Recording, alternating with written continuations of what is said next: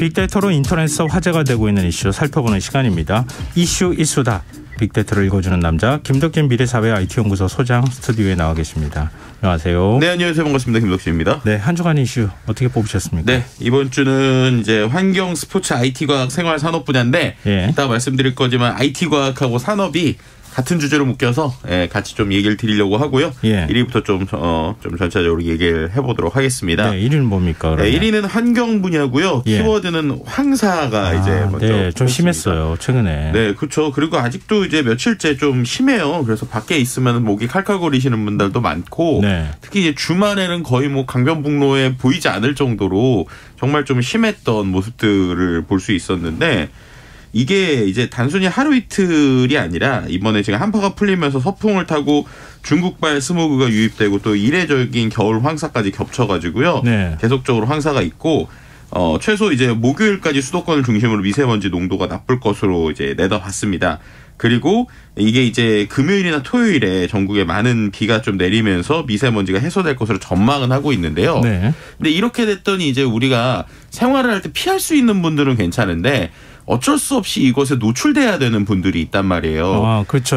야외에서 계속 이제 일을 하셔야 되는 분들이 꽤 많으니까. 그리고 특히나 이제 코로나 때 가장 많이 늘어난 직종 중에 하나가 이제 배달 노동자 분들이시잖아요. 근데 이제 이분들의 인터뷰나 SNS를 보더라도 뭐 예를 들어서 눈이 오거나 비가 오거나 이러면 이게 운전을 할 때 이제 예를 들면 오토바이를 몰 때 위험하니까 쉬어야겠다라는 생각을 하는데 이런 미세먼지가 심하거나 뭐 스모그가 있을 때는 그냥 뭐 건강에 나쁜 것 같지만 그래도 뭐 운전을 할 수 있으니까 라면서 이제 모시는 경우가 많다고 하더라고요. 비 오고 눈 오고 일 안 하면은 미세먼지까지 와서 일 안 하면은 며칠 일하게 돼요. 그러니까 이럴 시간이 없잖아요. 네, 그래서 이제 그런 안타까움들이 좀 있었고요. 뭐 실제로 이번에 주말에 미세먼지 비상 저감 조치가 내려졌는데 실제 이렇게 되면은 건설 현장 조업 시간도 단축을 해야 되거든요.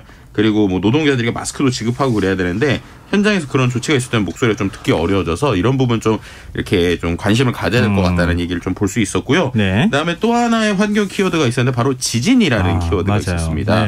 아마 지진 겪으신 분들 이제 놀라신 분들 새벽에 문자 보고 막 이러신 분들 많을 텐데 어쨌든 이런 지진이 왜 이렇게 요즘에 자주 나고 움직이는가에 대해서 많은 사람들이 좀 SNS 관심을 갖고 있었고요.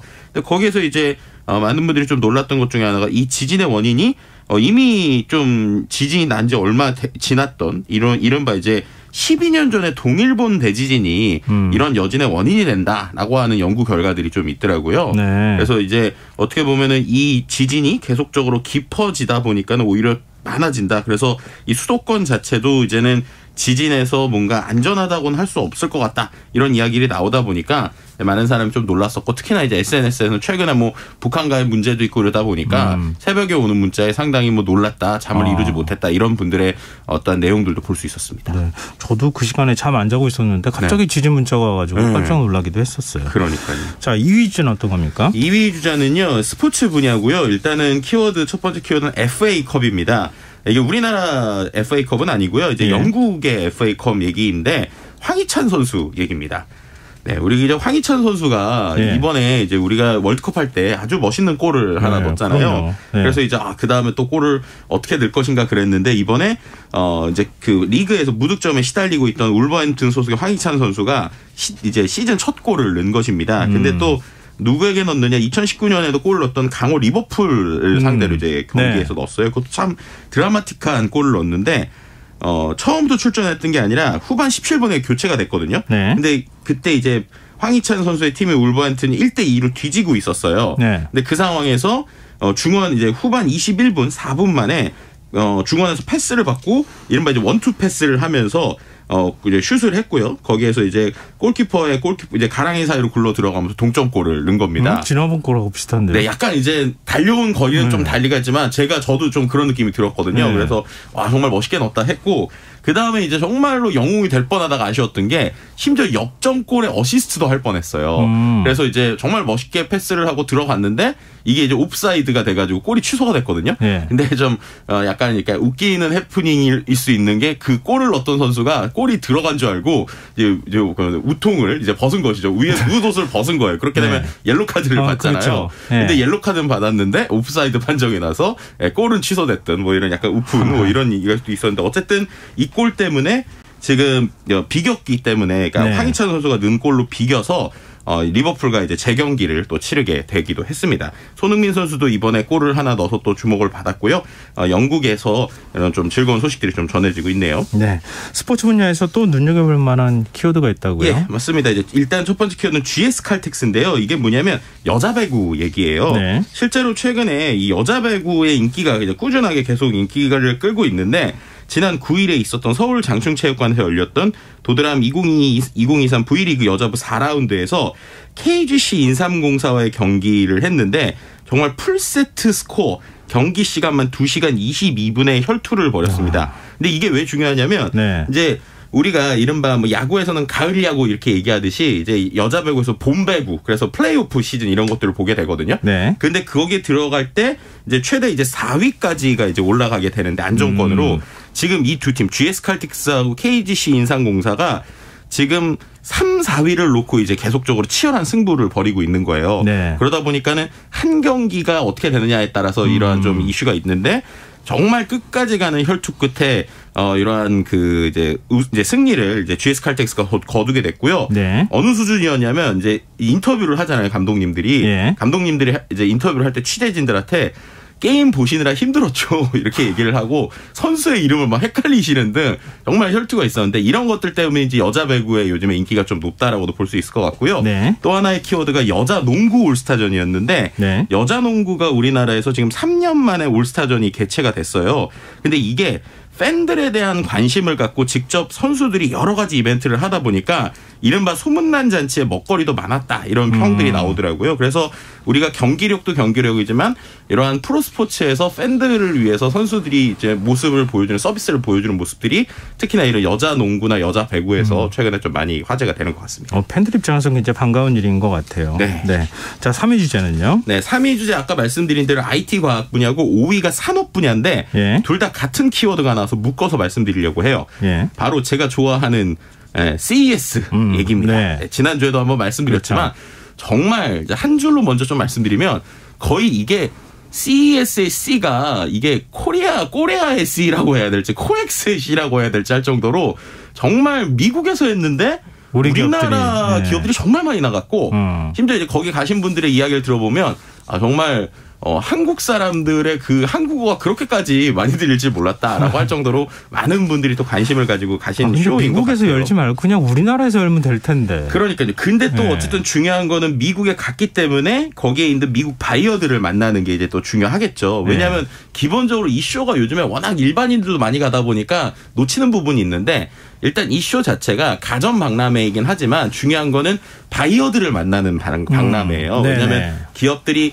완성된 제품을 보여주기 위해서도 가지만 절반 이상은 우리가 이런 제품과 이런 컨셉을 갖고 있는데 투자 좀 해줘라고 만나는 장소거든요. 그러다 보니까 이제 국내에 있는 스타트업들이 국내에 있는 유명 투자처들을 만날 수 있지만 해외에 있는 사람들과 만날 수 있는 접점이 없잖아요. 네. 그러니까 이런 데 가서 그런 접점을 만들고 만나는 거는 상당히 건전한 것 같은데 이제 그런데 가면은 이제 외국 분들 많이 만나야 되는데 이번에 좀 여담이긴 하지만 한국 분들이 많이 오셔서 한국 분들하고 대화하느라 바빴다 뭐 이런 얘기도 좀 같이 들리기도 하고 어쨌든 중요한 이번 쇼였던 것 같습니다. 그래서 CES라는 쇼가 아까 말씀드린 미래 기술에 대한 이야기가 많이 나오는데 이번에 좀 포인트가 몇 개가 일단은 작년과 다르게 그러니까 저는 이 쇼를 매해 지켜보는데 완전히 뭔가 새로운 컨셉이나 와우 할 정도의 막 미래 뭐 상상을 발휘하는 이런 거는 이번엔 별로 안 나왔어요. 역으로. 오히려 당장 지금 쓸 수 있는 기술 혹은 한 6개월 안에 상용화되는 기술 이런 것들 혹은 어떤 기술들이 하나하나가 있는 게 아니라 이걸 묶어서 연합체를 만들거나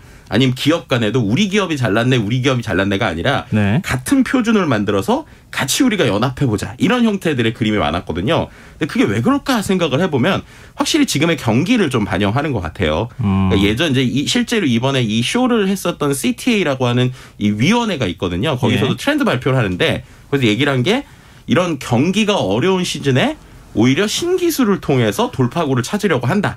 근데 그 신기술은 그때는 멀리 있는 기술이 아니라 네. 당장 적용할 수 있는 기술들 이런 데 투자를 받다 보니까 자연스럽게 기업들도 뭔가 새로운 키워드를 던지기보다는 이게 어떻게 상용화될 수 있느냐 이런 쪽이 좀 생존에 좀 중심을 갖고 있다.